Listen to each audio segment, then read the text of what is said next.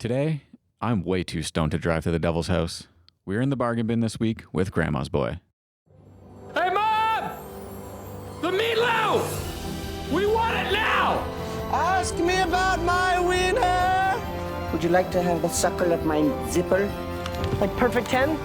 Cool beans. Cool beans. And you never once paid for drugs. Yeah, Damon! We want a shrubbery!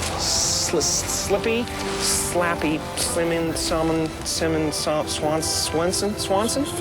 I'm a peacock! You gotta let me fly! Shooter! Welcome back to the funniest movie ever. I'm your host, Chaps. With me, as always, is the Grey Bush, Ripp. How are you? What's new? And what are you watching? I'm older than you by a couple days. Well, it's my chance to get it in. At least I have a bush. I'm good. I'm so fucking hot right now, man. It's 1,000,000 degrees in Toronto right now. Yeah, scorcher. Okay, let's start with TV. America's Sweetheart. Do you know what this is? I have no idea what that is. This is the Dallas Cowboys cheerleader show. Okay, I know what that is. Have you watched? No, I've seen the title card. Okay, don't laugh at me. It's a lot of fun. I watched a couple episodes of that Cheer. Was it Cheer? I don't know. It was like the collegiate cheer show. Yeah, the Netflix one. And that was intense. Like, that was pretty crazy. So I could imagine this one's It's fun. actually crazy, man. I could not, obviously I couldn't do that, but it makes me feel so much more unathletic than I know I am. Like, fuck you guys for being good at stuff. When I see shit like that and I'm like, oh, I wish I could do like a flip. But there's one meme that always comes to mind, and it's like this chimpanzee like about to jump off a branch to like grab a vine, and it just misses. And the meme is always like guys in their 30s trying to be athletic. I'm like, yeah, that tracks. That's me when I skateboard. That's so good. I mean, like, jokes aside, honestly, like, it is actually so cool to see people excel at something that like they're so passionate about. Do you know what I mean?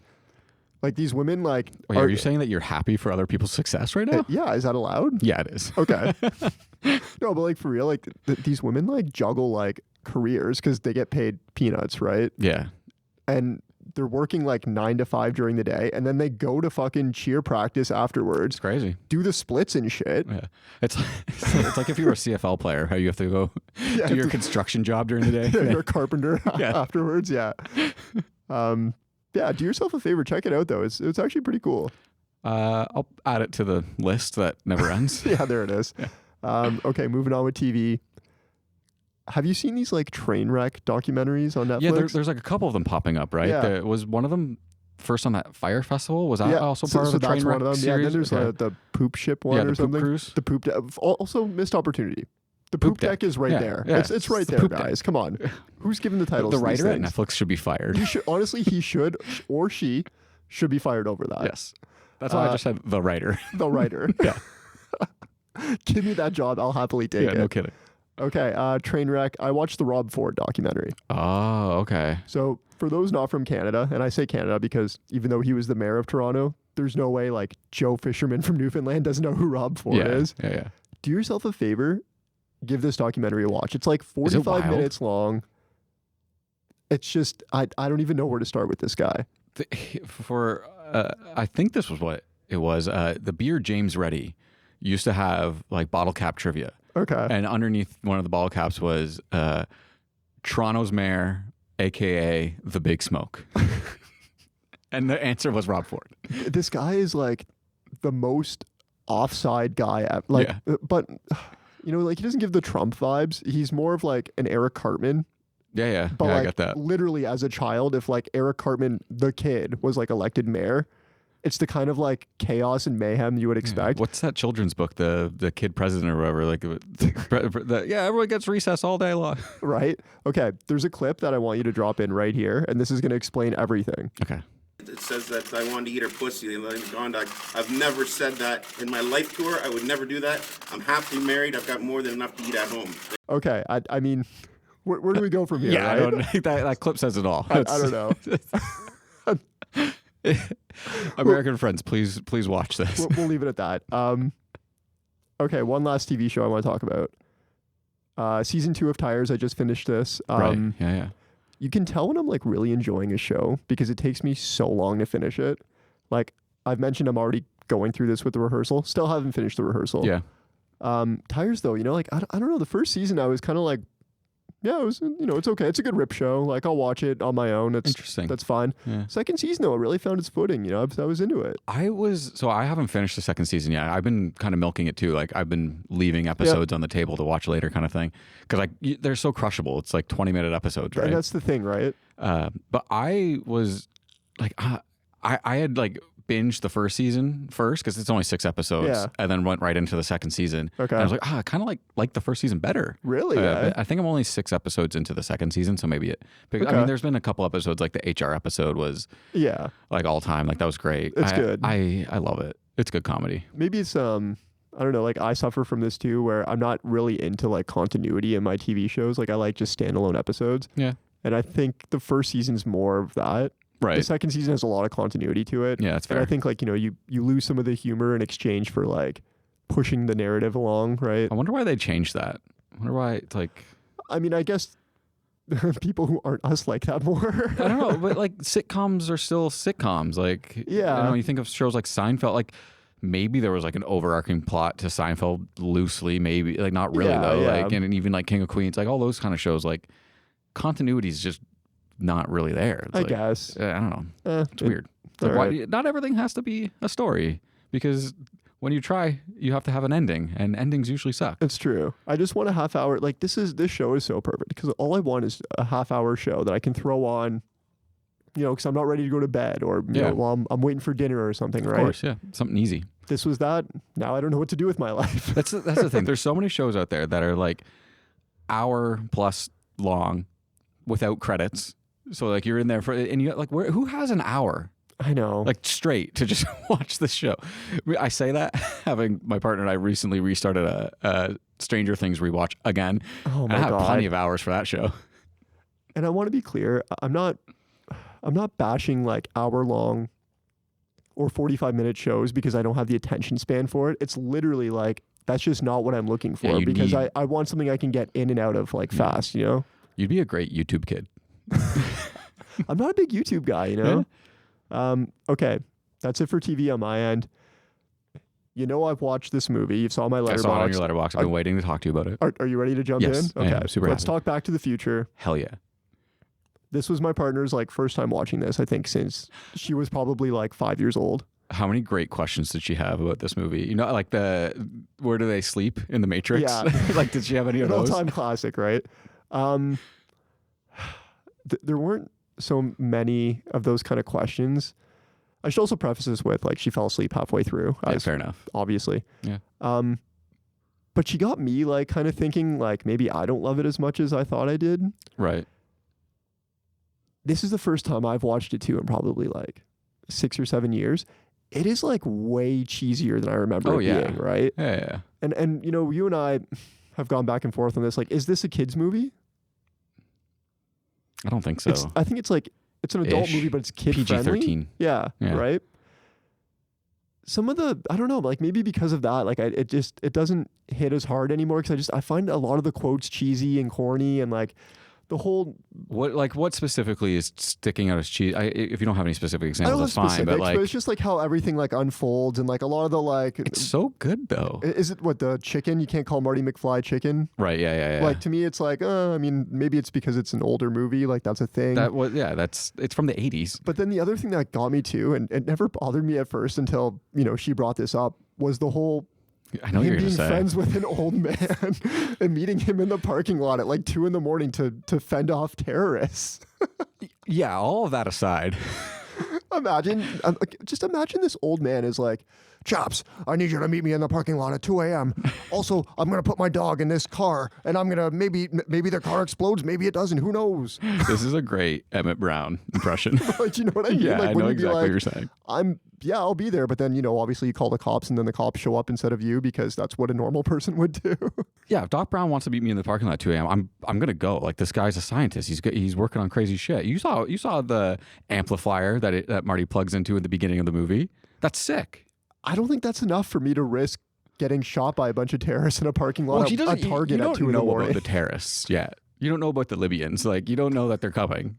Doc hasn't told you that. Yeah, you show up with the video camera And then, yeah, maybe he's got some plutonium, which is kind of weird. You but fucking know this guy's got plutonium. Like, one look at him, you're like, 100% this guy's got kind of guy plutonium. that carries around plutonium. This is the kind of guy that carries around plutonium. This is what we go back to, though. We've said this before on the show. It's the conceit. Like, you have to suspend disbelief for a moment, and that's the buy-in. Once you buy in, though, to that, yeah, this fucking random high schooler is hanging out with a scientist. Yeah. Once you buy into that, the movie's great.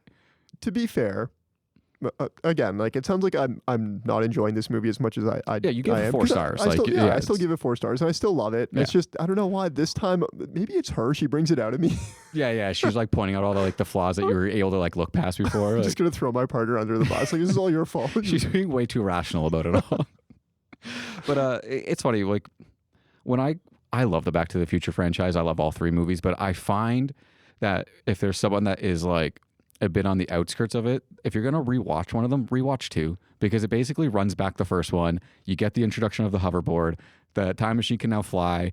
Like, yeah, it's not as like sound of a movie as number 1, but it's got like a lot more like fun parts and stuff. No, for sure. And what I was fully expecting was for her to not fall asleep, because clearly I'm dumb. And then we would watch the second one like the following weekend, which we did not do. So maybe I'll go back and watch the second on my own. I don't know. I really love that they always there's always like a model in them, like the little model of Hill Valley. So I love when, like, okay, we're going to explain a plan to you, but we're not going to just say we're going to have the character build a kit, model kit thing, and they're going to.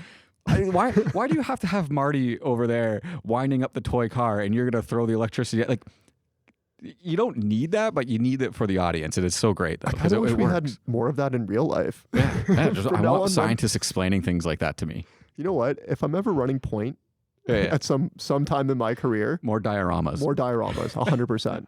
I'm into it. All right, that's all I got. You want to tell me what you're watching? Yeah, I mentioned it off the top or in the middle of your little section there. My partner and I started a rewatch of Stranger Things. She started it. I'm along for the ride. I don't know if you remember. I rewatched this like last year. Yes. In like October. Yes. All 4 seasons. Back at it again. Don't care. It's still great. I'm just going to stop you for a second. You've given your partner so much shit about how often she watches The Office. You're doing the same thing right now with Stranger Things. Yeah, fair. You got me on that one. I got nothing. Where are you going? I got nothing. I got nothing for that. But Stranger Things rewatch aside, I had a pretty big like week of watching movies because I did Dune Part 1 and 2, which that's like 5 hours, 6 hours collectively. And then I also did Oppenheimer. Oh my God. Like, it's been like one of those weeks of just watching like long movies. And like, I love it. I love every second of it. I don't know if you saw my letterbox recently, but the last 4 movies that I watched, and Sinners is in there as well. Oh my God. The covers for all 4 of those movies are all orange. That looks really cool. Yeah, they're all the last 4 movies I watched, all orange on my letterbox. It's pretty cool. I was like, this is sick. I didn't plan this, but like all the posters look the same. It's pretty cool. That was pretty neat. Yeah. How did you find Oppenheimer this time around? I still love it. Okay. Because I am a fan. I know you don't like the movie as a whole, but let me break down the movie for you into 3 parts and see if you like it then. What is this pod? What are we at? Like hour 30 right now? I'm kidding. I won't do that. But I do like how it is. It is very much like it kind of changes from part to part, like all 3 parts. You have in the beginning, it's a little bit like Imitation Game where you're learning about this guy who's a scientist and he's super smart. And he's are you comparing this to the Imitation Game? Just like in the way that it's a historical narrative that's like setting up like this interesting world of like physics. So I just mean for like, the 2 cinephiles that listen to our show are like, oh, finally, the Imitation Game's a good fucking movie. Okay, watch it. But yeah, so you're setting up the early life, and it's like that. It's got a little bit of that energy in it. And then the second one is we gotta get the team. It's a building the team movie. It is. I do love a good building a team moment. And you got Matt Damon in there. He's working the room. He's getting everyone together and making sure all the parts are moving. And then the last part is a courtroom drama. Like it's got like 3 of my favorite like types of movies in one. Are you a big courtroom drama guy? Yeah, I love A Few Good Men. Okay. Yeah. So, name one other movie. That's what I thought. No, Runaway Jury, great courtroom drama. I should remember John you Cusack, saying that. Yeah. John Cusack and Gene Hackman, great courtroom drama. But yeah, I love Oppenheimer like that, and it's also just I know you give Christopher Nolan a lot of shit because I don't know he insists upon himself. Yeah, he insists upon himself. I don't know. he shoots the shit out of a movie. The movie's beautiful. Listen, Like, I give him shit, but it doesn't mean I'm not a fan of some of his work. Like, I really enjoy Inception. I thought, am I the outsider that still likes all of Interstellar? I feel like that's like a hot take there's now. two camps. Yeah. There's two camps. I'm in the middle, but I like most of Interstellar, Also, and I'm fine with the just, ending. You I can don't just care. like stuff. Yeah, you know? I like it. You don't have to like love or hate something. No, that's you true. know? You don't. Yeah, I thought it was a great movie. Again, Okay. and I'll watch it another time, probably soon. I don't know why. I have a problem. But yeah, that's what I've been watching this week. If you want to see more of what we're watching and our reviews, check us out on Letterboxd. Find me at The Chappening, and Rip, we can find you at RIPP from the pod. That's Rip from the pod. You can see my mouth is open. I was getting ready to throw that. You stole my bit. I did. Yeah. Oh, I didn't want you to I have didn't like that. satisfaction. Okay, we're going to take a quick break, and when we're back, we're going to dive into Grandma's Boy.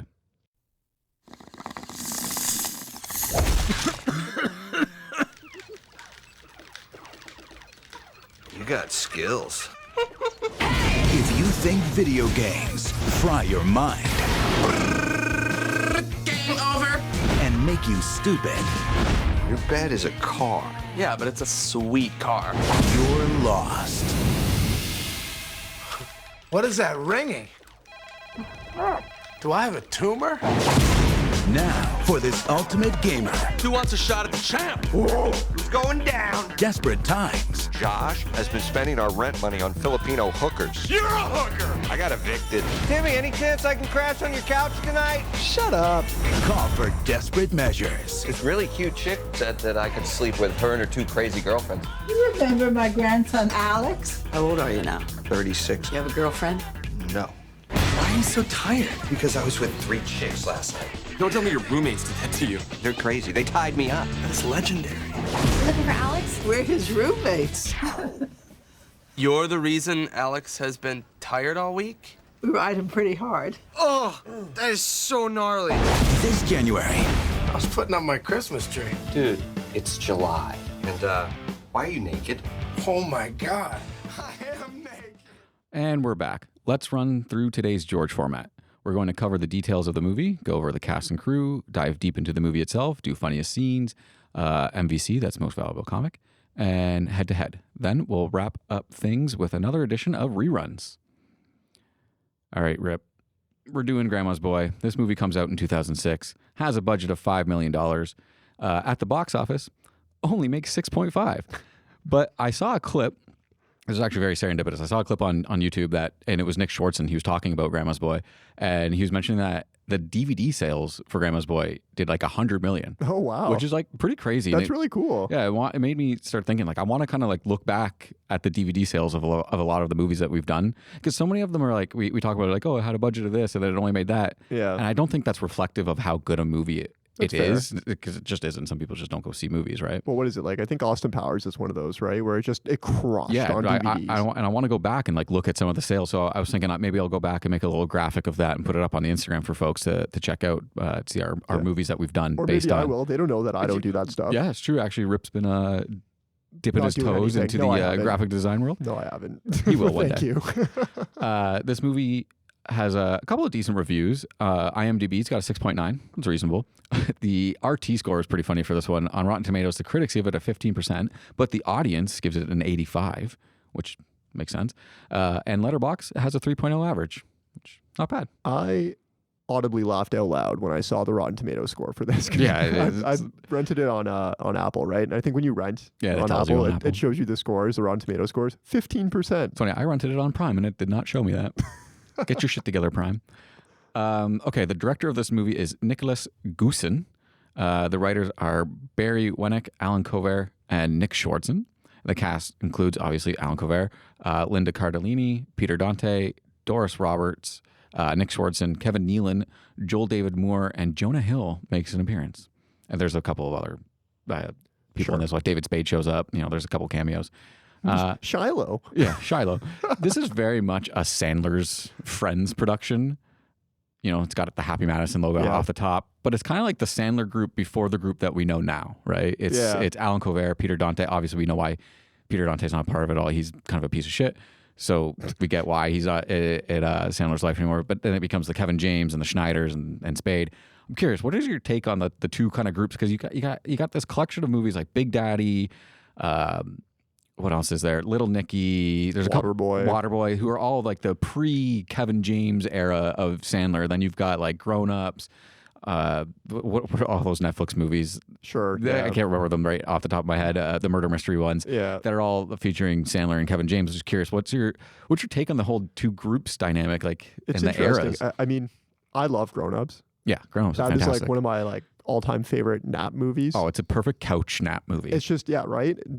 The boys shooting the shit, right? Yep. But I also do have such a soft spot for Peter Dante and Alan Covert. Like something about Alan Covert. Like he's so charming, but he doesn't look like he would be. You know what I mean? No, he kind of looks a little bit like a gremlin. I don't know why. He's kind of, I don't know. He's kind of goofy, right? Yeah. But I don't know, something about him. I really like him, and I don't know if you're going to get into this in the casting, but I didn't know he's been in like Sandler's life since like college. I think at one point he was like helping him write stand-up jokes for Sandler. That's cool. You said they were like living together at one point, yeah, right? I think they met at NYU, I think. Right. I don't know. You gotta admire like the way Sandler keeps his friends close, right? Yeah, exactly. I recently saw Alan Covert. I can't remember what I saw him in. Not in person. I literally thought you were going to say I saw him on the street. I was like, what the fuck? I mean, he looks like you could see him on the street, right? Definitely. He's such an average dude.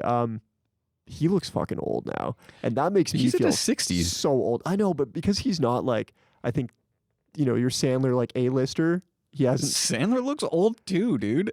Yeah, but he doesn't look old. He looks celebrity old. You know what I mean? Sandler looks old. I don't know. Yeah, it's fine. Well, I guess because he's been out of the scene for so long, and like he doesn't strike me as the kind of guy that's gonna go get a bunch of Botox or that's shit what like I mean, that, right? And it's those when you see those kind of celebrities, that's when it really hits you that like, oh shit, like these people that I grew up with are also getting older, which means I'm getting older. Which, yeah. It's weird when you see like an actual old person and not a famous old person, because it's like the famous old people skew what you think like 60 supposed to like. You look at Tom Cruise and what's his name and Covert, put them side by side, like that's what I mean. Like sure, Covert's like 8 years older than Tom Cruise right now. Is he? No. Cruise is in his 60s, right? I have no idea. I don't know how old people in Hollywood are anymore because they look not old. Yeah, it's true. We can't all look like Paul Rudd. Yeah. The only way you could tell Tom Cruise is old is that he's starting to lose it in his running. How dare you? You could tell the knees can't get as high as they once did. Those hip flexors, he hasn't been training his hip flexors. Anyway, to go back to your initial question, I do think I skew early, and I think it also is a testament to like Sandler's later career. Like his comedies, they just don't hit as hard anymore, right? Yeah, that's fair. Yeah, like definitely, because you have such a run in like the 90s of like great movies coming out of it, like Waterboy, Big Daddy, Billy Madison, Happy Gilmore, all of those movies, and that's all the Dante and Covert group of friends. And growing up watching those, like I didn't even recognize that they are in all of those movies. Oh, yeah, you go back as an adult and you watch them, and it's kind of like a game of I Spy. Yeah, spot them. Covert's the caddy in Happy Gilmore, right? Yeah. So, and then you get movies like Little Nicky and Big Daddy, where like you kind of get like the Rob Schneider character starts to get introduced, where he just starts showing up in all these movies. Yeah. And then I think that's kind of like a turning point for it. All right, let's jump to the movie now. Why don't you tell me your relationship with this movie? When did you first see it? Did you like it at the time? What was sort of the vibe happening for you? I can honestly say like nothing has changed regarding my feelings towards this movie. Like I loved it when I saw it in theaters. I think we saw this in theaters, right? I remember seeing this at like a sleepover. This is where I first saw Grandma's Boy. I think it was like, remember when you could rent video game consoles? Yeah. I think that was like the new PS2 or the new Xbox was coming out, and one of us rented it, had a sleepover birthday party, and watched this movie. It could have been you. I definitely saw this in theaters. Maybe it was you, or maybe it was the kid we were talking about during Ricky Stenicki that I pinned all my shit on. That seems right up his alley. I love this though, and it's so strange. Like this is a stoner movie, right? Mm-hmm. It's 2006. I'm 14. Yep. I'm not smoking weed yet. No. But I'm like so into this culture of like gaming. Let me smoke weed. Of gaming and getting high. Like something about I don't even know, man. Like do you remember this era of total ownage, like the gaming culture? You run faster with a knife. Boom, headshot. Yeah, right. Halo, World of Warcraft, Counter-Strike. Like you're crushing Mountain Dew and energy drinks. You're staying up late. You're having Cool Ranch Doritos. Like this All Rush mixtapes. All Rush, yeah. Bottle of Shasta. Yeah. Like this is the golden era, man. I get it. I get that. That rings true for me too. I will say that I didn't enjoy this movie on rewatch as much as I think you did. I think my taste has kind of just changed from being a 14-year-old boy.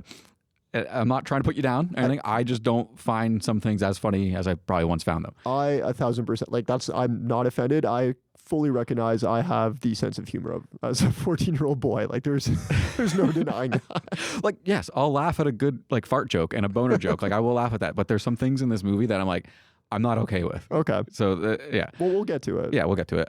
But no, I do remember this being a movie that kind of hit hard for us because, like you said, it revolved around that world of video games. And how many times did we have LAN parties where we'd have 6 Xboxes going in different rooms of your house, with 6 TVs, and just like on a team, like, yeah, all that kind of stuff is just amazing. And also, this movie is like about a game tester, and you see a gaming studio, and you're like, this is the coolest thing ever. Like, this is what I'm going to do when I grow up. Yeah. And none of us did.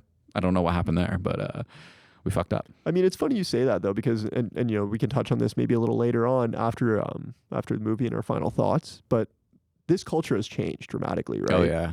You can't get this anymore. So had we grown up to, you know, chase this kind of dream, it doesn't exist, right? You watch something like Mythic Quest, and I feel like even that's kind of like, what's the expression I'm looking for? I don't know, like romanticizing, I guess. Yeah. That office culture for a tester, right? Yeah, for sure. Well, I mean, yeah, because there's more about it than just the testers. Like the testers are a small part of Mythic Quest. Like there's 2 of them, and they're in that room. I can't remember what their names are.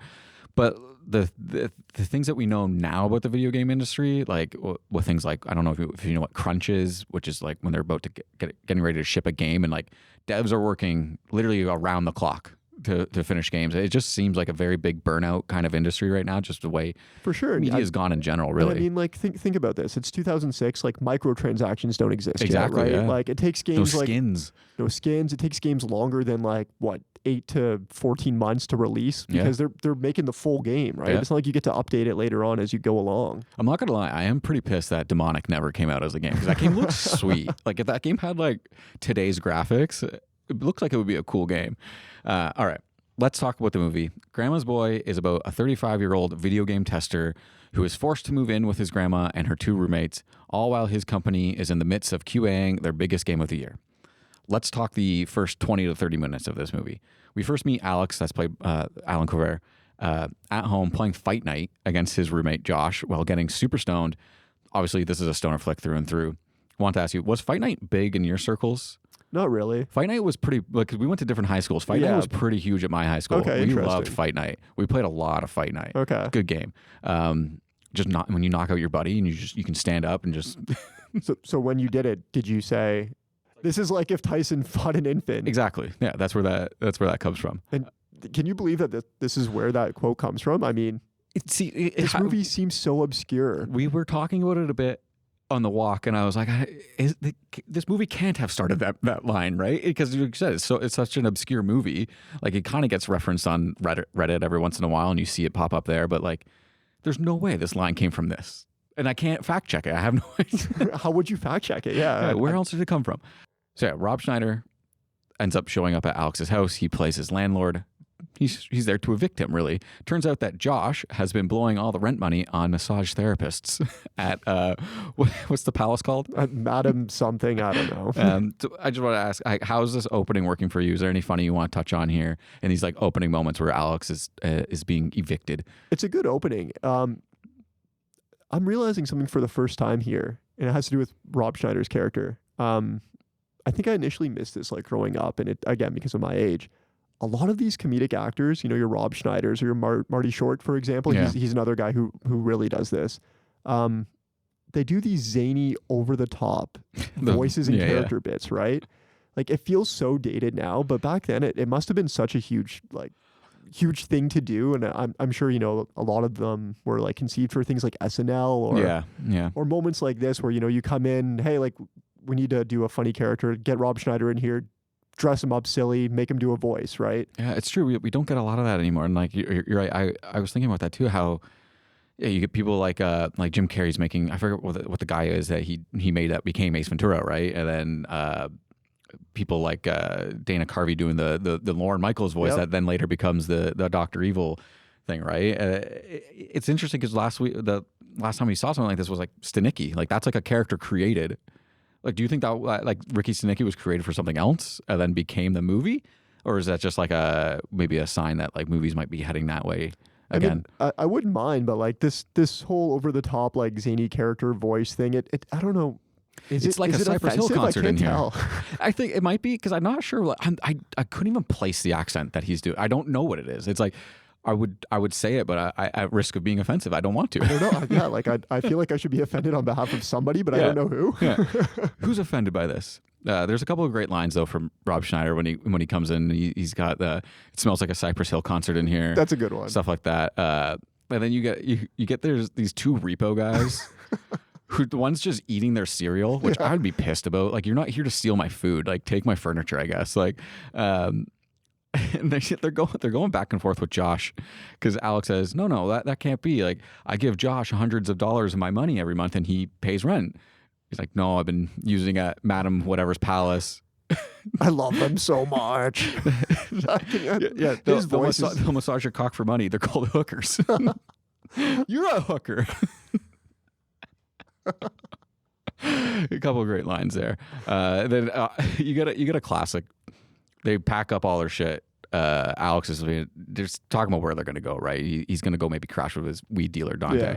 And as they're leaving, Schneider comes out of the house and he hucks their bong. You forgot your smoking lamp. Yeah, there it is. You did the voice.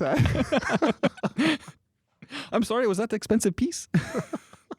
You should never throw a bong. Yeah, the Dante voice. So that's when we meet Alex's friend and weed dealer Dante as a potential place to stay. This is one of like the most classic introductions to a character of all time. Dante opens the door and he's completely naked. And he says, "Oh, sorry, man. I couldn't hear my phone. I was putting it on my Christmas tree." And Alex goes, "It's July." I don't know. Like, again, this movie, I feel like it's so obscure. But this scene lives rent-free in my head. I think about Dante's ass way more than I should. Why are you naked? Oh my God, I am naked. I am naked. We get a lot of great stuff here. Like, Alex is complaining about he doesn't know where he's going to go next. And he's getting kind of heated. And Dante's telling him about his plans of he's going to get a lion to protect his goods, right? Yeah. He's like, man, you can't be saying shit like that when the lion's here. This is the most 2006 like reference in the movie, I think. Like thinking that like a lion instead of a dog is funny, and it's you funny. can get past a dog. Nobody fucks with a lion. Nobody fucks with a lion, bro. Ultimately, Alex ends up crashing at one of his coworkers' places. His friend Jeff, who's played by Nick Swardson, with his two roommates, who happen to be his parents. What are your thoughts on Jeff as a character? Jeff is great.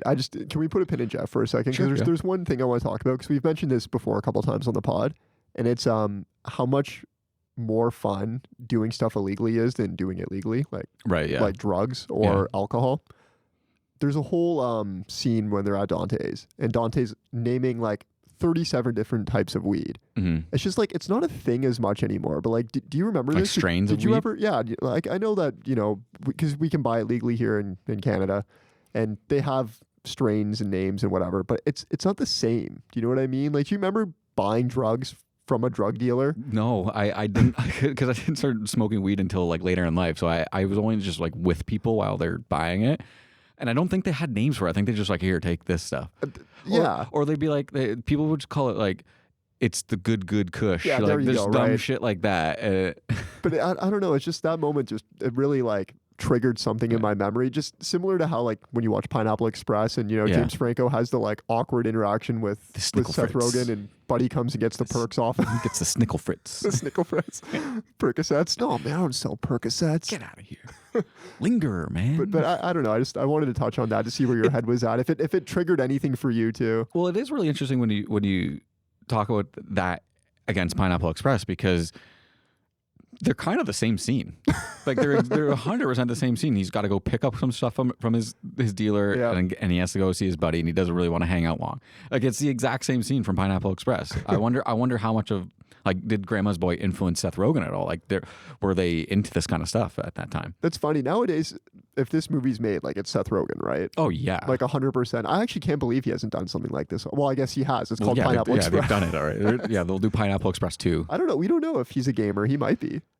Yeah, that's true. Anyways, let's talk about the car bed. Let's talk about it's a fucking sweet bed. It's a fucking sweet car. Thinking about getting rims for my birthday. Or a CB radio. I can talk to other car beds. Just talk to me about Jeff in general, like as a character. It's fantastic. I mean, I don't know. I have no idea how old he's supposed to be. Not a clue. Is he's over 18, right? Yeah, he's like 25, because maybe. He's sleeping in the car bed. He's got a bear. Do you want a bear? Yeah, you want a bear. I love the fucking air mattress that he gives him.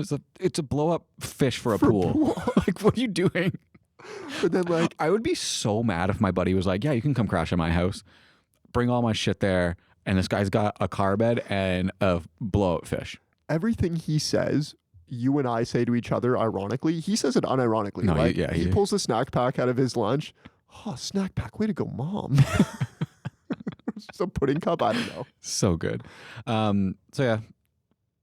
Ultimately, Alex can't sleep. So, Rip, do you want to tell the audience so what we're going to talk about happens? this, right? We don't have to. I was fine not talking about this if we want to move on. Well, his cock is lost in the jungle, and he needs Laura to find it. This scene is gross. It's kind of fucked up. It's right. It's not kind of. It's super fucked up. This scene is very fucked up. It's like gross shit happens. Has a very awkward encounter with Jeff's mom. Listen, it's offside. If he doesn't come on Nick Swartson's mom, I still think it's funny. He gets the action figure and he jerks off to it in the bathroom. That's the kind of guy he is. Like, this is the culture, quote unquote, right? Like, he's into Xena, man. Like, do you not think Xena's hot? I'm gonna clip this. You said Laura. It's Xena, isn't it? Isn't the actress who plays Xena named Laura? No, it's Lucy Lawless. That's why you confused it. That's Laura. That's why I thought it was the Tomb Raider. It might be. Is it Xena? Well, because that's why he says Lost in the Forest. I don't know, man. They both of them go hunting in the jungle for stuff sometimes. I don't think you've seen Xena. I've not seen Xena. Yeah, that's not what my encounter with Xena is from Xena The Warrior Simpsons. Princess. When she can fly? Yeah. Okay. Yeah, this is it not Xena? I don't know. I think it might have been Laura It's Croft. Tomb Raider. Yeah, Laura. That's why that it says makes Laura. sense why he says Laura. Yeah. Okay. Xena, We've talked about this scene for way too long, and I didn't even want to talk about it at all because it's gross and offside. Okay, let's just move on. Fine. After the really awkward and gross encounter with Jeff's mom, Alex decides to spend the night at the office. So he ends up sleeping there to avoid an awkward breakfast. Alex is at the game studio, and honestly, the studio looks fucking sick, right? It looks awesome, yeah. It's funny because this game studio has like merch from every single game studio in it. Like it's got like WoW posters. Yeah. It's got like this action figure, The that blow-up Cartman. It's called like, Brainasium. That's a cool name. It's a cool name. This is the most 2006. Like, if you could walk into a time machine to 2006, like, this is what it looks like. Yeah, exactly. All the monitors still have big backs on them, and like there's a orange Mac over there. Like, it's so good. Samantha, who played by Linda Cardellini, has been brought in to ensure the company gets the QAing done in time, and this is where she finds Alex asleep at the desk, basically. And this is what sort of drives the movie forward. This is kind of the impetus of it all. It's like, we need this big head honcho to come in to make sure everyone gets their levels done, which is a weird concept to me because it's like, aren't they supposed to be getting the levels done at work, not at home? I don't know. I have no idea what's going on here. We get introduced to a couple more characters. Mr. Cheezel. I fucking love Kevin Nealon. Kevin Nealon's so good. He's so funny. He plays the same like yogi meditating type of guy in everything he's Granola, in. Yeah. But he kills it. It's you have to realign. It's such a weird shtick to like hit your wagon to, but I mean, it fucking he's works made for an him. entire career out of it. Yeah. And then we also got introduced to JP, played by Joel David Moore. Talk about typecast with these two characters. Like, both of them have just been that same guy. Yeah. For everything they've ever been in. I didn't even notice. Like, this is Owen from Dodgeball, right? Yeah, this is Owen from Dodgeball. Wild. Yeah. You couldn't tell when he had the kink outfit on that it was JP. Okay. As we meet JP, we get a couple of good lines from him. Mr. Cheezel has him take Samantha around the office to introduce her to the team, and he's made out to be this definition of a prodigy game designer. And he's talking. He goes, "Yeah, sure. Maybe I don't know what the Civil War is, but." There's you have any other good lines from JP? I don't know what makes a helicopter fly, even though I have one. I'm thinking of getting metal legs. It's a risky operation. One of my favorite things about this podcast is just watching these movies and then pointing out, is this the scene? You know, is this the scene? Is this the movie? Right. For this movie, is this the scene where he walks in and we first see him looking exactly like Neo from The Matrix, that there's like the funky techno in the background? Like when he walks into Chiesel's office? When he walks into Chiesel's office. Like, I don't think that's the scene to you? No, the scene comes later and I'll point it out. Okay, for you me. pointed out. To me, that's the scene. That's the scene? Like when you say Interesting. Grandma's Boy, that's the first thing I think of is JP coming in the trench coat, the techno's playing in the background, and we just get a look at this guy. I don't even know where to go from here, man. How much do clothes cost in The Matrix? We talk about how ridiculous Nick Swardson's character is. Like, is this more ridiculous? Oh yeah, like this character's ridiculous. Yeah, I do. We'll talk about it. We gotta get to some of his lines first. Okay. All right, after you, chaps, my lady. What is with that? What is with that? So JP is taking Samantha around the office, and we come to the break room. And this is one of my favorite scenes of the movie. I love this. This like reminds me so much of our childhood. It's Alex and a young tester named Timmy going face to face. And I don't know what the game's name is. Like it's like Frog something. Frog Eats the Fly game. And this just is like the classic of like 1v1 me, bro. Like this is it. Do you have any like memories from like when we were kids, like someone you 1v1'd? Like it's always Halo, and I was also a massive Warcraft 3 guy. Right. And to me, I think when you say like 1v1, like that's the first thing that comes to my mind is 1v1 me. You know? Yeah, absolutely. It's like, oh man, you're using map hack, like 1v1 me, bro. Yeah. Hacks. I remember 1v1ing one of our friends at one of our many LAN parties that we had. He was driving a Ghost. Okay. Right towards me. I don't remember if you remember this. I don't know if I won this match or not. But the Ghost was coming right towards me and it hit like a bump. Okay. Went up in the air and I threw a sticky at the bottom of it and it blew up after it passed me. Probably one of the most cinematic gaming moments of my life. I'm sure if I were to do that now, it would look like shit. Just like polygons floating around. Also, if you tried to do that, you wouldn't be able to because 12-year-old you is way better at video games. Yeah, probably. All right, let's talk about the showdown though. There's a lot of great funny lines being thrown around. What do you have here? Shit's weak. Yeah, that's like an all-time. That's an all-time line. That might be the scene. I have another one in mind, but like shit's weak is like I remember my brother's friends saying that to me when I couldn't beat them in NHL, and I hated it. He might be the ultimate hype man, right? Yeah, he's awesome. You suck, and you know it. You suck and you know it. Eat that frog dick, Timmy. You get all the gray bush. Congratulations on having a bush. I have a bush too, by the way. It's not gray. How much do clothes cost to the Matrix when JP shows up? And then I know you don't really like the whole JP character because it's bullying, right? It is bullying. We just need to address that. They bully the shit out of him. I mean, again, if you can like suspend disbelief, it's a movie. I know. Adios, turd nuggets. That's so great. Pew pew. It's funny, man. I had this as a talking point before we move on. Like, I wanted to talk about JP more. His robot voice. Like, did you think it held up? Did you like it? Yeah, I laughed. Every single time I laughed. Listen, this is what you do, okay? This is how you tackle this. Okay. When you sit down with little Chaps and it's time for him to watch this, you say, listen, little Chaps, this is a movie and what they're doing to JP and his robot voice is wrong. Yeah. However, it's a movie, so we're going to laugh at it. Yeah. I don't know if I'm showing little Chaps Grandma's Boy. I don't know how high on the list it is for me to get to. Like we might get there one day, but like I'm not sure if we're going to get to Grandma's Boy right away. I was going to ask you to give me your best JP voice, but you already did it. That's fantastic. All right. After work, Alex ends up going to stay at his grandma's house with her two roommates, Grace and B. I think this would be kind of awesome for a little bit. You know, you go stay with your grandma and you just get fed all this great food all the time. Prior to this, though, we get a little scene where Alex is at a wedding. I think it's a wedding. Yeah. Some kind of thing. And it just like shows off his like nerdiness to the kids. He's sitting at the kids' table, which I think is intentional. Yeah. And he's asking them, they're asking him for tips on how to beat a level in a game. He's like, well, do you have the magic arrows? The magic arrows. And I love this because this is the kind of shit I do in games. Because you know, this isn't how the game is meant to be beat.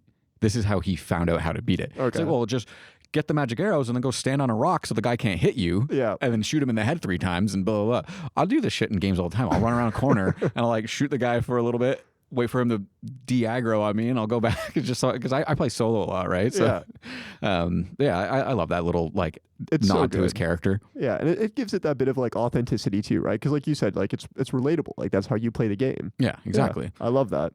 As I said, Alex is with his grandma now, staying there for the time being, because grandma's roommate Sophie had just recently passed away. There's a really great gag here that grandma pulls on Alex, and I love it.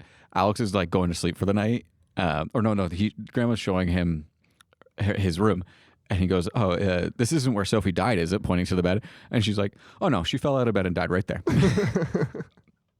And then later on.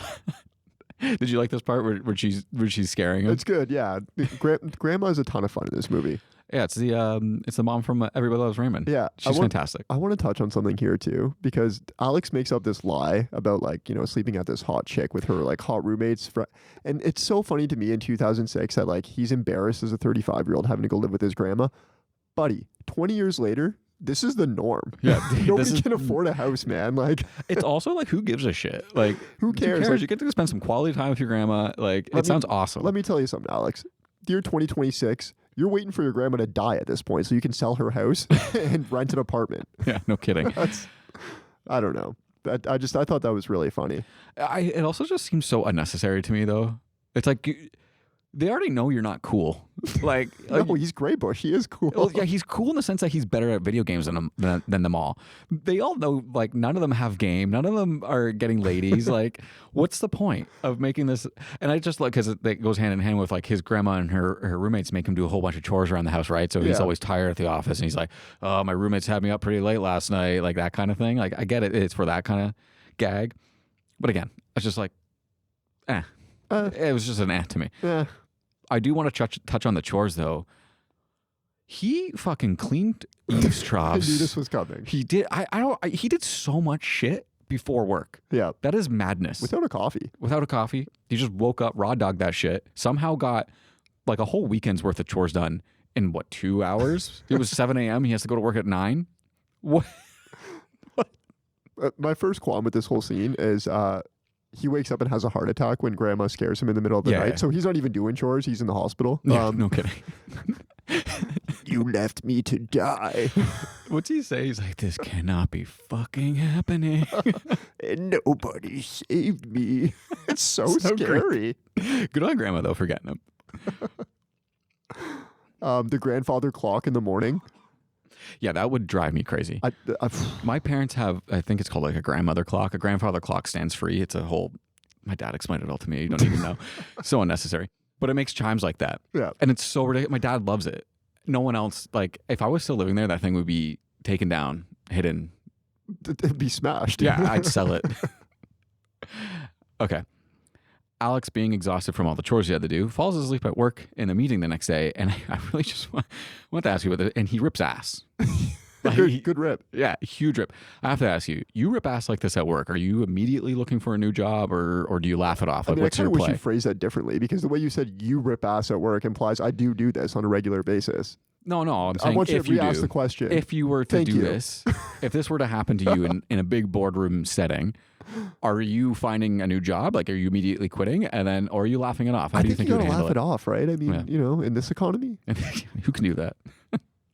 Later, we learn that Alex has been working on a game himself called Demonic, and he teaches grandma how to play it, while Alex heads off to get some much-needed supplies from Dante, aka illegal cable and weed.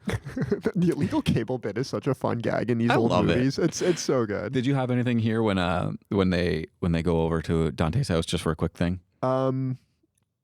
I mean, before this, like, we get a JP and Samantha. These are some of my favorite interactions in the show, because like everything that comes out of JP's mouth is gold.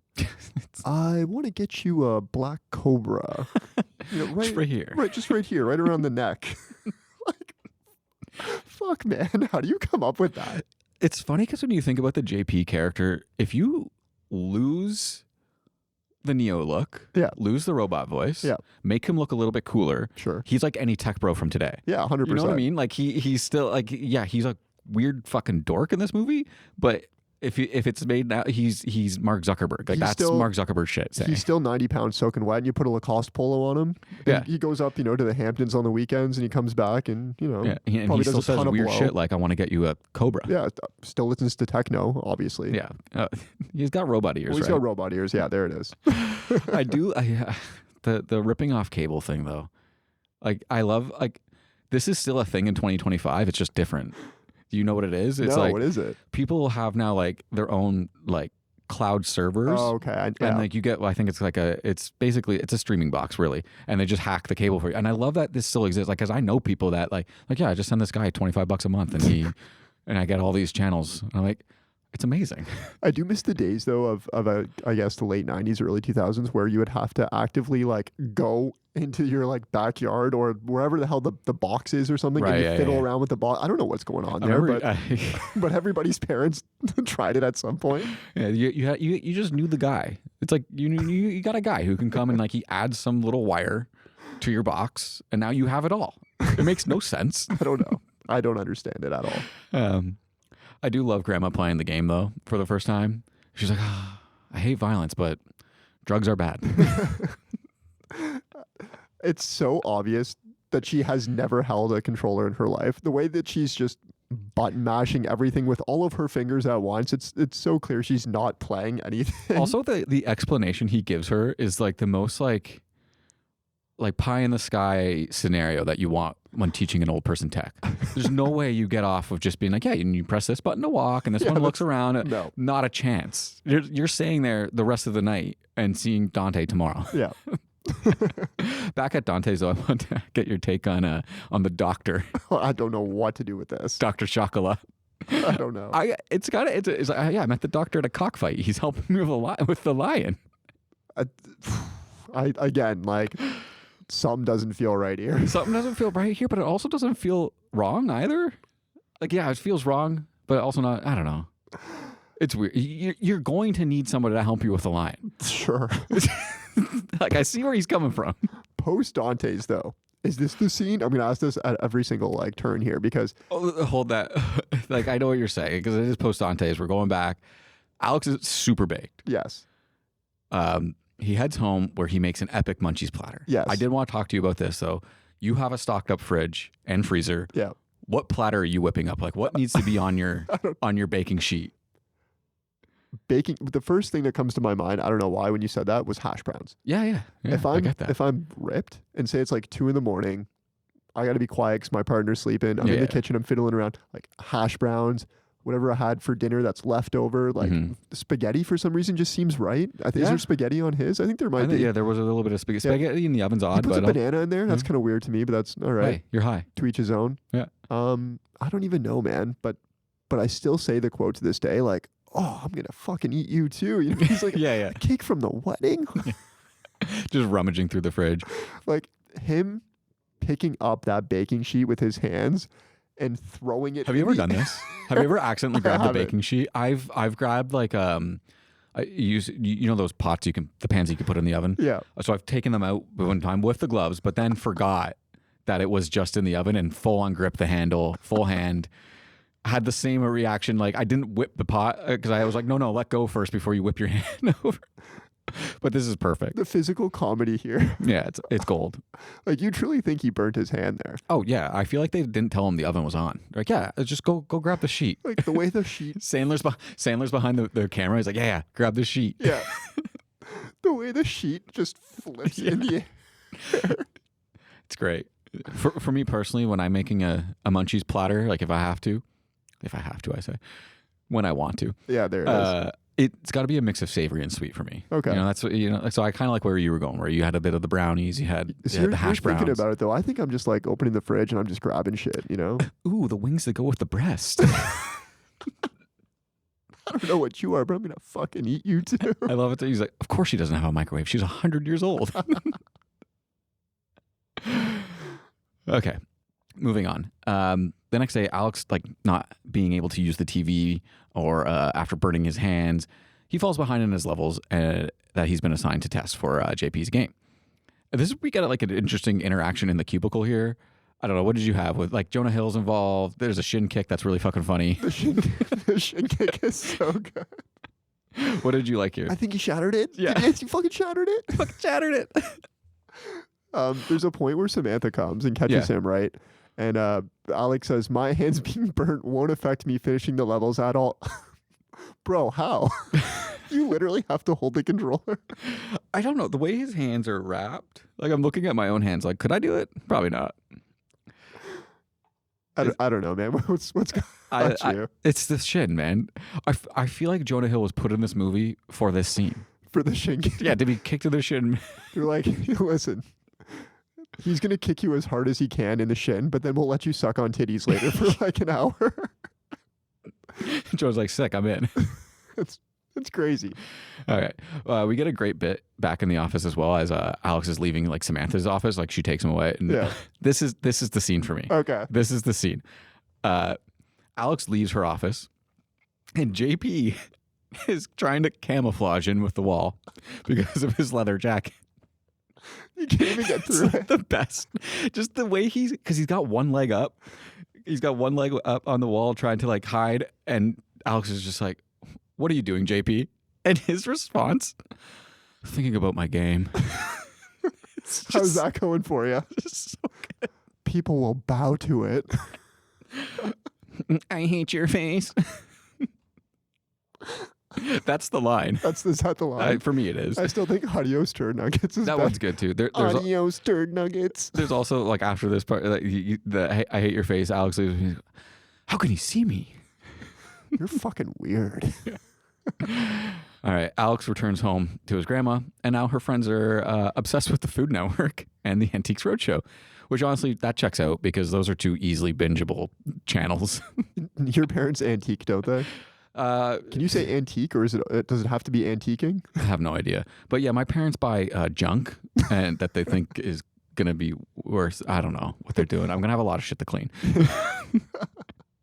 But were either of these channels like big in your home or big for like you and your partner? Like the Food Network is sometimes. Go through a phase with it every once in a while. Not really. I think growing up with my parents, my dad was a big off-road ice truckers Okay. kind of guy instead. Yeah. Hell yeah. Those A&E shows. Yeah. I remember those. My dad was big into Antiques Roadshow. Oh, really? Oh yeah. He'd be what he did shift work. So before anyone could have access to the TV, Dad had it first, right? Always watching Antique Roadshows. It was that, MASH, and Seinfeld. MASH I get. I don't get the appeal of these Antique Roadshows. It's like, what are you watching it because you want to see what the price is? I think so. Because I just think watch Price is Right. No. You want to know like, oh, I have an end table that looks like that. What's this going to be? Is this worth my time investigating whether it's the same kind of table? People can't be that delusional to think that they're sitting on like $20,000 in their living room, right? Like there's no They way. Dude, some of this stuff you just don't know. Like where, like I have a stool from my grandmother. Okay. That was from her grandmother. And it's like 100 years old. Like it could be worth buying. Who knows? You think it's worth something? It could be. I have no idea. It's been painted over a bunch of times, which it probably shouldn't have been. Yeah, but the value's gone this now. is like, what's his name? Steve Carell with the toys or whatever. Yeah, exactly. Like, you can't take them out half of the of box. those toys probably aren't worth anything. Yeah. All right, moving on. It's time for another challenge. But this time, it's Bobby against Jeff in DDR.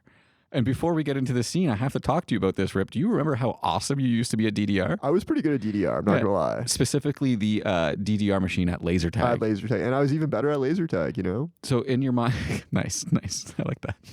In your mind, in your expertise, how does this challenge stack up to you? Do you think, are they doing the moves? Are they doing it properly? What's the technique like?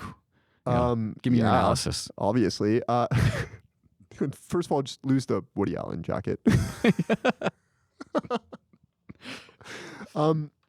Before we dive into this, I want to talk about Bobby. Yeah.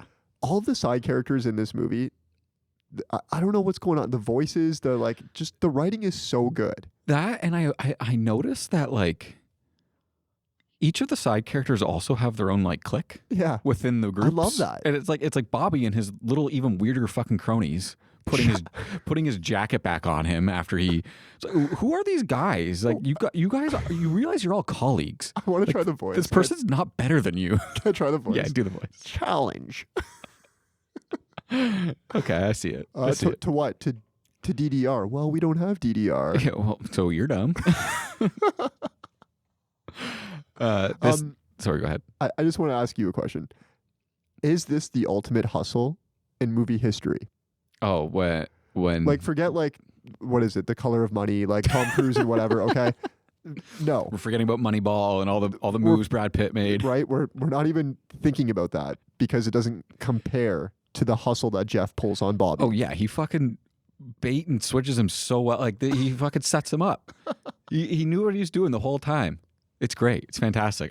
Because it's one of those things where like it makes you think, oh fuck, like Jeff's gonna lose this battle. It's like it's gonna suck for Jeff, and he crushes. He sells it. He crushes. This might be the ultimate hustle in movie history. I love the line too. What does high score mean?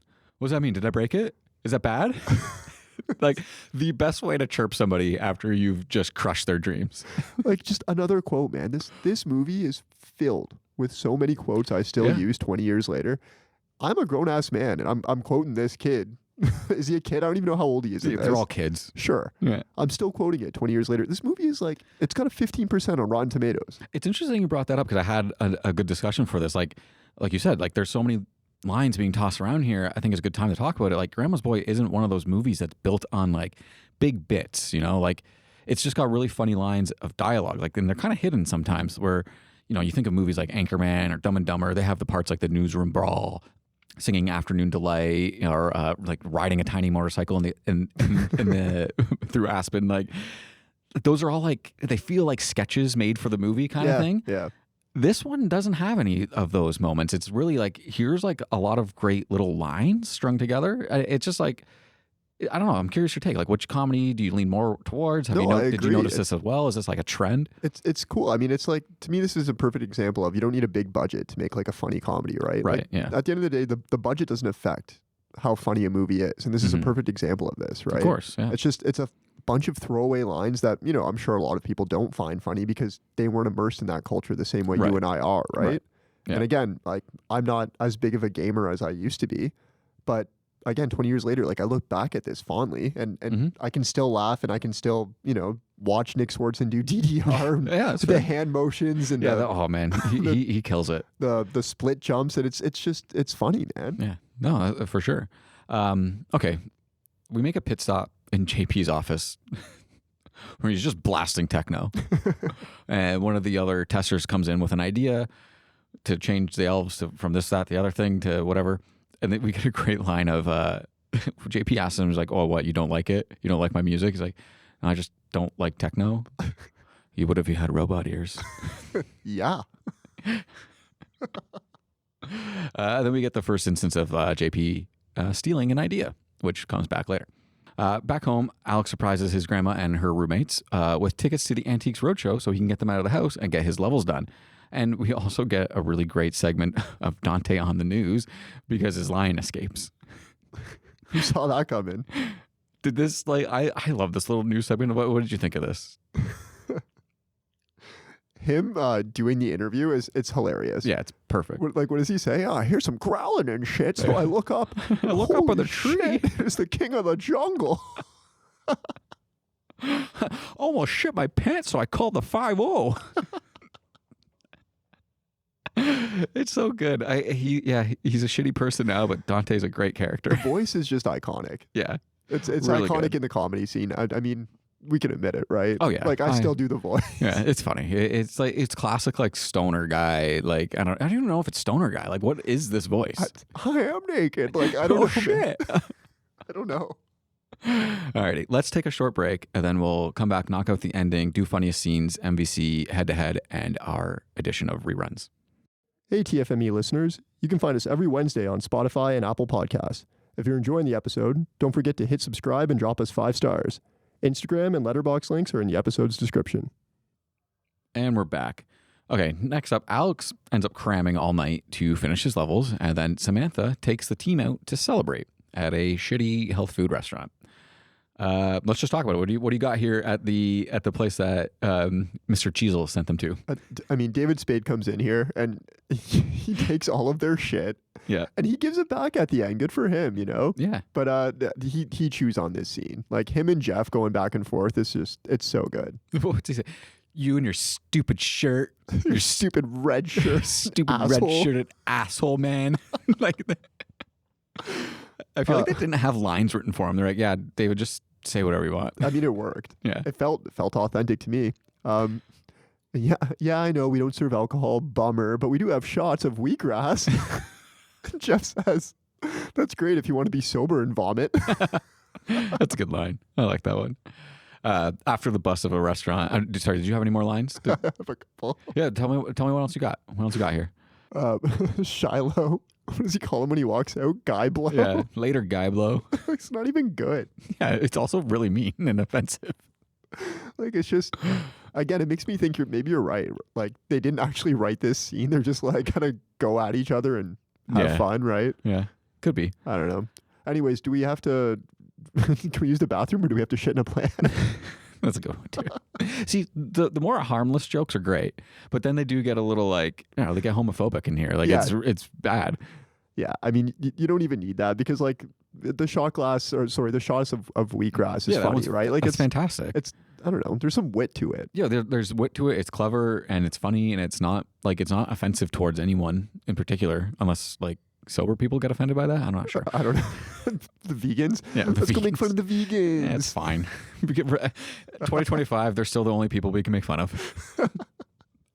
Okay, after the bust of a restaurant, they grab some burgers and go back to Alex's grandma's house with beers, only to find her and her two roommates absolutely blitzed off weed tea. And then a full-on party ensues after Alex calls Dante for more weed. Hit me, Ripp. This is a party. We've done a bunch of these on the pod before. Where is this rank for you among the ones that we saw in like American Pie 2 and Neighbors? What are the funny moments? Let's just talk. Honestly, this is like a pretty legit party to me, no? Yeah. Like, just the randomness of the crowd. Yeah. I love it because they called Dante and he's like, yeah, I'll be over. And he brings everybody from the bar he was at. Yeah, which is like a roadhouse. Yeah, just like a roadhouse. Like you have the giant biker stealing the Captain Crunch from the nerd. Yeah. Well, no, the grandma gives it to him. Because the nerd, what's the nerd say? He says something about. He's like, I guess I'm not high enough for that one. Yeah. And then she's just like, well, no Captain Crunch for you. Sucks to suck, nerd. I love grandma too. She's like, I can hear my hair growing. There's some good lines here. Even preceding the party, they're at a Tommy Burger, right? Right. Yeah. And Jeff says something that I still use to this day that is such an obscure throwaway line. Nobody ever gets it. And then I look like I'm gross for saying it, which is, I have to use the bathroom. And he says, oh, just take a pee in the bushes. And he says, no, I have to pee out of my ass. Which is code, I guess, for a number 2. Yes. Yeah, the code for. in case you guys missed that. This party is awesome. Even just arriving there, they find out they're all high because they're just watching the Spanish channel. Yeah. And we can't understand anything they're saying. It's a good bit. Yeah. It's great. Dante lets him know that the doctor's hooking him up with a monkey that he's going to teach Taekwondo. That's good. I also like grandma walking around with ice cream sandwiches, which is literally ice cream on bread with lettuce. That's so fucking gross. Jeff meets her roommate Grace. And they hit it off. And she tells her, I once gave Charlie Chaplin a hand job. Was he silent? That's good. There's one scene here where they're taking tequila shots. Right. And Samantha calls Alex Nana's boy. And I'm sitting there like, what do you... Just say the name of the movie. Yeah, do just the say thing. The name of the movie. What are you doing? They probably did that, and they're like, "Oh, we can't do that," because this is 2006. It was lame to say the name of the movie. Was it? I don't know. Just making it up. Depends when that Family Guy episode aired, right? True. That's where it all started. Yeah. The doctor also rips ass during those shots. He does. Yeah, that was a gross one. Yeah. I felt like I could smell it. I didn't like it. He's like wafting it too. Yeah. No. There's a really great it's just like a quick shot of grandma. She falls asleep in the chair and she's holding a full-on mixer, like a cookie mixer, and a red stripe. Let's talk Samantha dancing to karaoke. Right. Salt and Pepper's here. Push it. I'm 14. It's not my scene now, but that was the scene for me when I was 14. Oh, you love that scene. Oh my God. How could... Okay. It's so cringy. Come on. It's so cringy. Come on. Okay. I mean, I guess as a 14-year-old. Linda Cardellini. Yeah, that's true. That's true. Let's be real here. What does Jonah Hill say when he gets the something? Baby loves milk. Oh, no. Sorry, was that your scene, you fucking pervert? It's just funny. Fucking Jonah Hill, man. I like, because there's a callback from a earlier scene where Dante's telling Alex all about like all the weeds he has, and one's called like Frankenstein. And then you get B at the very end. She's doing the Frankenstein. Yeah, Frankenstein. She's doing the Frankenstein. Yeah. If I knew that this podcast was going to be video, I would have trimmed my antlers. All right. The next day after the party, Samantha is bonding with grandma. Meanwhile, Jonah is still sucking. It's time for him and the milkmaid to go home. Yeah. But what I do really love is Jeff the next day at work giving a whole debrief to everybody about It's like an Ask Me Anything. Yeah, he's doing like an AMA in front of everybody. And then he congratulates. He says, I also want to congratulate Barry. Sucked on his first boobie. Barry goes, for 13 hours. Okay, we're heading into our ending here. JP finally hears the prank call that they left him while they're at Alex's party. And he shows up to Alex's house crying. He starts to tell him, I do the voice because I'm nervous, this, that, and the other thing. And, you start to feel for the guy that, he's been bullied a lot, right? And that's just wrong, I guess, right? I mean, it's not great. Yeah, not great. JP notices that Alex has been working on a game and offers to give him some notes. He says, careful's my middle name. Actually, it's not. It's Philip. Yeah, it's a good one. So random. Like, what? So JP ends up taking Alex's game home to give him some notes. At work the next day, the very next day, seemingly, I think it is. I don't think any other times passed, but it's literally the next day. Yeah. Mr. Cheezel is showing off JP's new game, and it's straight up demonic. It's Alex's game. Alex can't prove it because apparently the only copy he had, he gave to JP. I don't know if that's how games work. Like, I don't think you make the game on the CD. I have so many questions in terms of like developing games. I don't think that's how that works. I don't know. Sure. Alex blows up, quits, heads to Dante's to mix together all of his weeds and get higher than ever before. There's a lot of funny here. Do you want to cover anything that I might maybe gloss over? Perhaps the funniest scene in this movie is Alex going at JP, and JP just slinks into the corner. Like, the body language rivals like Kramer. Okay, yeah, it's great. It's amazing. Yeah, it's really good stuff. I love when they're at Dante's house and they're rolling up all the stuff, and he's like, "Don't judge me, monkey." They're playing Xbox or whatever, and it's like the TV's black; it's not even turned on. Yeah, and he's like, "You got skills." This is when we get some intercuts. Samantha actually finds out that Alex's grandmother is a boss at the game. Like, she crushes it, and she knows all about it, so she can prove that Alex actually made it. They try to get a hold of him at Dante's house while he's stoned out of his mind. He's like, what is that ringing? Do I have a tumor? I'm too stoned to drive to the devil's house. The phone's for you. I think it's the devil. I do love I want to touch on this. There's a time before this where Alex is at Dante's house and the monkey's just showed up there, and he's asking, "Oh, where is the monkey now?" "Oh, he's just putting away his nunchucks." I love it. The monkey cleans up after himself. Okay. Basically, the guys drive over to the office with the monkey. "Drive, monkey, drive." And Grandma ends up playing the game against JP in a classic challenge that we've seen all throughout the movie, and she comes out on top. Did you have anything here in these last closing moments? Yeah, let's talk about Grandma versus JP. Okay. For a movie called Grandma's Boy, like, this is the only way for it to end, right? Yeah, this is a very fitting ending, like, I think. You've said it before, like, comedies have a hard time wrapping it up, and I don't think this one did, like, well, in my opinion. Like, I think it just did it. Yeah. But, like, it doesn't matter because, I mean, we're not really watching it for the story anyway. Yeah. Right? I don't know. Like, the ending is whelming. It's whatever. Like, I don't care. Yeah, I had fun along the way. Yeah, exactly. I'm fine with it. It's the climax. It's like, we got to wrap things up. There's a couple of little jokes in here too. Like, Jonah Hill turns to Jeff, like Jeff's like making out with the roommate basically during the thing. He's like, can you guys stop? He's like so grossed out by it. Dante asks Mr. Cheezel, "Where do you get your weed?" "Oh, I get my weed from you, Dante." All right, what are your closing thoughts? Let's wrap this one up. I can't believe how many lines I still quote from this random bargain bin movie like 20 years later. It truly is wild. It's really interesting. Again, we talked about this at the beginning, comparing and contrasting, the gamer culture, right? Like, gaming culture is like, it's alive, it's well, but to me anyway, like, you let me know because I don't play video games as much. It seems it's really taken a turn for the worse. Yeah, I mean, like, it's kind of with a lot of, like, fandom in general. Yeah. Like, just everything is very toxic now. Just, you go online and it's just people yelling slurs and making fun of you, and It's just like, what the fuck? Like, I mean, I that was back in the day on Xbox Live. Yeah, that was a thing, but it was like you could still hang out with your boys and play and like play together and like not have to be online in that environment. You could do like LAN parties, couch co-op. Like couch co-op is like a thing of the past almost. Like I had online friends, you know, like when I was playing Halo 2, and that was like the first, my true first experience with like Xbox Live.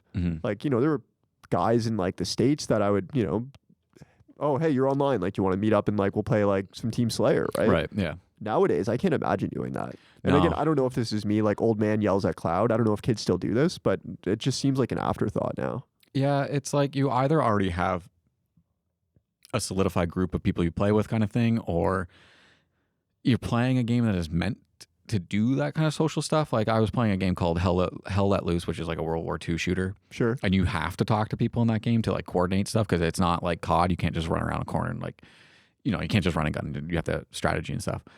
So that in those kind of games, like, yeah, there's community, but like it's hard, man. You go on any games subreddit and it's just people complaining about how bad the game is. And it's like, why are you here? I don't know. Like, why are you discussing the game if you don't like it? Like, stop. Like, there's so many other games. Stop playing fucking FIFA and COD and play something else. Yeah, that's true. Yeah.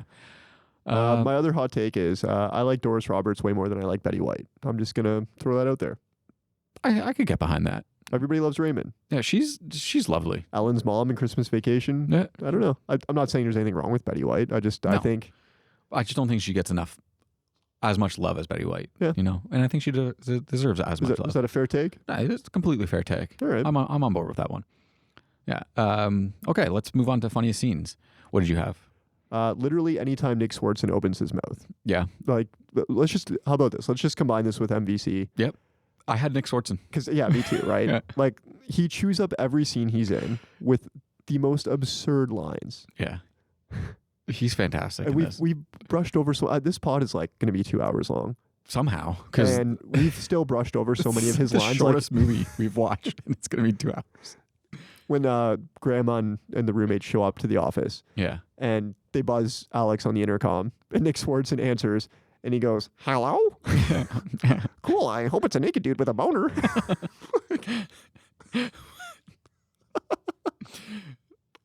What's it like to be old? You saw a lot go down.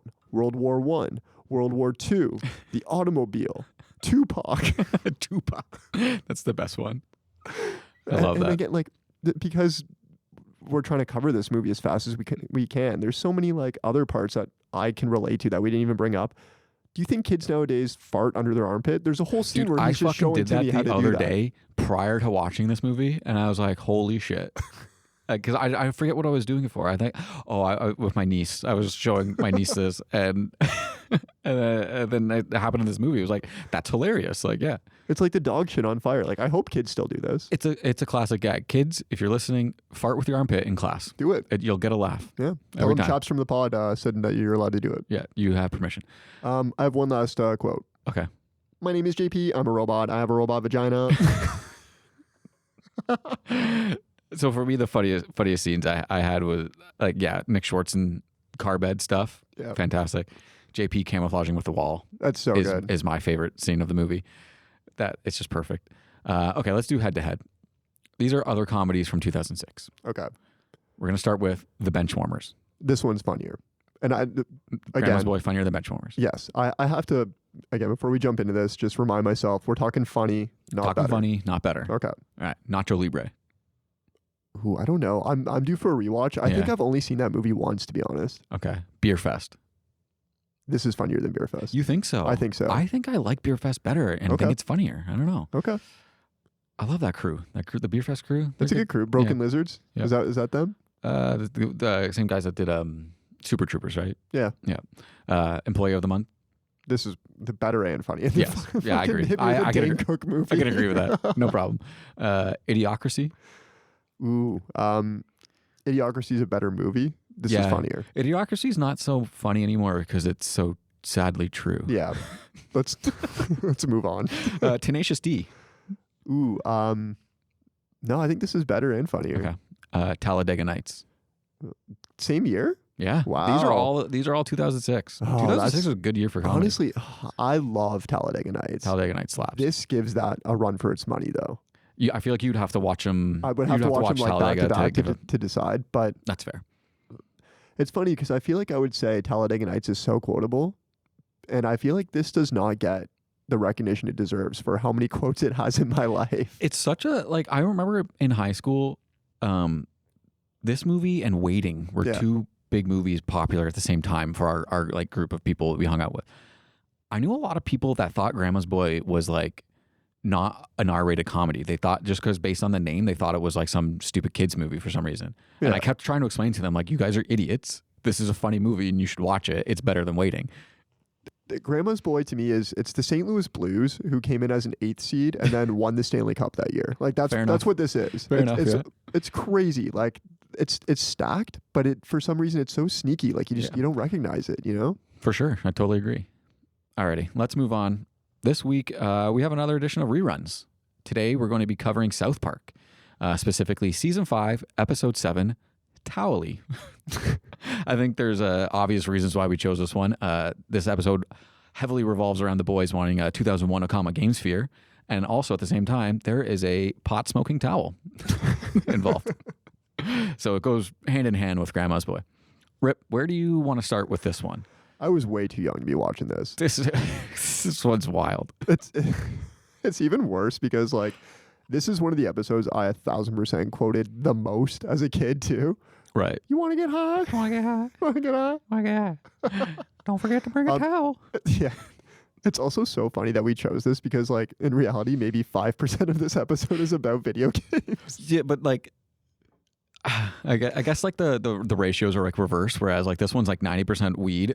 Yeah. A weed smoking towel and like 10% games, whereas the other one's 90% games, 10% weed. But you know what? You kind of touched on this earlier too. Like that 5% of this episode is spot on. Like it nails the vibe of when you get a new console as a kid, dude. And all you want to do is just play it for 36 hours like straight. Yeah, this is great. You skip baseball practice, like you skip going to the lake. And you do the math too. You're like, okay, well, if we do this thing really quick, that means we have 8 more hours to play until school on Monday.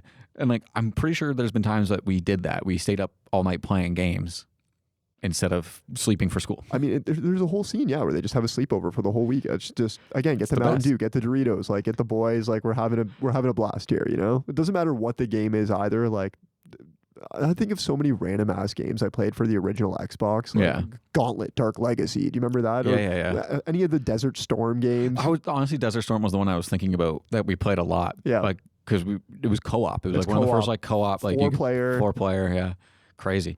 Yeah. So basically, this episode revolves around the boys getting a new video game system because Cartman finds a tampon in the garbage. Oh my god! And to get Cartman to stop asking questions about it, Stan's mom offers to buy them the Okama Game Sphere. $400 for a game in 2001. That's absurd. No. Yeah, it sounds like it. I feel like every once in a while, like flyers for like consoles from like the 90s or whatever pop up on my feed for various social medias. Yeah. And it's always like N64, like $299 or like $197 or something like that, right? Yeah. When I saw $400, I was blown away. It's next gen, bro. It's next gen. It's next gen, bro. I love Cartman when he's talking. Shouldn't have done that. He's just a boy, poor little feller. They're just so casual about this towel like showing up that can talk. Well, they say it at the end of the episode. It's like the worst character ever, right? Just so fucking stupid. Like he literally, I think it's Kyle. He's just like, "Go away, you stupid towel." It's like, what? Yeah. Basically, also the plot of this one revolves around the government searching for Towelie. He's like a genetically engineered towel, obviously. So the army takes their game sphere. This is a crazy premise. It just holds it hostage until the kids bring them Towelie. I love though, like, okay, better do a towel call. The towel call is great. Oh my god, it's a trap. What did you think of the random commercial for the Towelie merch? Oh, that was funny. I love that. Get your I love Towelie or your I hate Towelie t-shirt. Yeah, it's perfect. It's so funny too when they the army decides, okay, we're gonna instigate plan B, and that's to destroy all towels in a 100-mile radius. So you just have the army guys going like house to house, like there's a woman sitting on the toilet just minding her business. They bust down the door and just shoot the towel off the rack. Like So funny. They do this a lot in the show, and it always makes me laugh. You have someone dumping the most complicated, in-depth exposition, and the boys just look so over it, reiterating that they don't care. Yeah, dude, we don't care. We don't care. That's the scientist, right? He's explaining all the smart towel tech. Yeah. And then one day, Towelie got high and just sort of wandered off. I want to talk about Funky Town. Let's do it. It's 2001, and I memed the shit out of this. Yeah.